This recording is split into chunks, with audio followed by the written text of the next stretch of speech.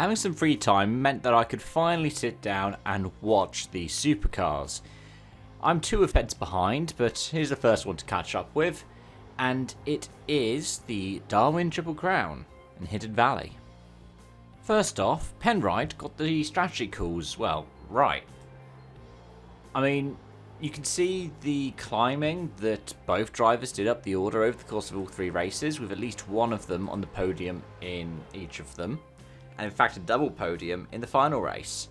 They went hard into the undercut strategy, and you can see how it benefited them, with Matthew Payne being able to be slap bang between Cam Waters and Bryce Forward at the end of the first race, the one that was strewn with safety cars. In race 2, Kai Allen managed to jump up, and as did Andre Heimgartner as Cam Waters dropped down the order. And then in race 3, both of them climbed up 3 paces actually from their grid positions to get second and third behind Brock Feeney when the race was ended under safety car. They did really well with those strategy calls. And where it became a race of strategy, where it was, do you take 2 tyres, do you take 4? Do you do right sides, do you do only rears? I think we do need to chat about Cam Waters as well, because he had, well, second place in the first race, and then second race was a bit messy. Started third, dropped down to 10th, but race 3, it all just fell apart for him, didn't it?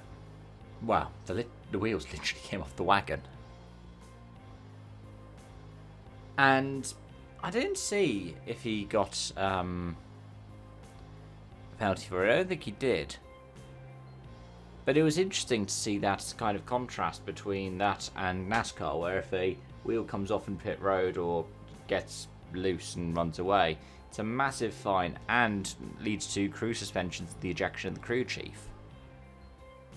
It's quite nice that it's not as, what I would say is, overboard as in NASCAR. Either way, I think that we do need to talk about Brock Feeney and that incredible run that he had. Pole in all 3, won all 3. Like, it's impressive to see the Penrites getting 2 podiums each over the 3 races, but Brock Feeney winning the Triple Crown by winning all 3 and getting pole position. He didn't, grand slam it. He didn't get all the fastest laps. He didn't lead every lap, but that's because pit strategy ended up playing a role in all of that. But they made the right call in the final race to just go long and see what happened.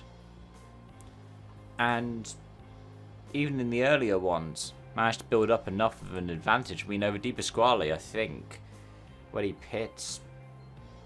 Pasquale pit, I think it was 3 seconds the delta.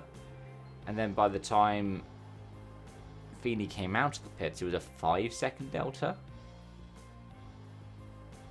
That is impressive. Perhaps it's unsurprising. I mean, after all, he's in the old Triple Eight machine. Well, they Red Bull Ampol. It's going to be so weird when they're no longer GM. It's going to be so weird when they're driving the Supras.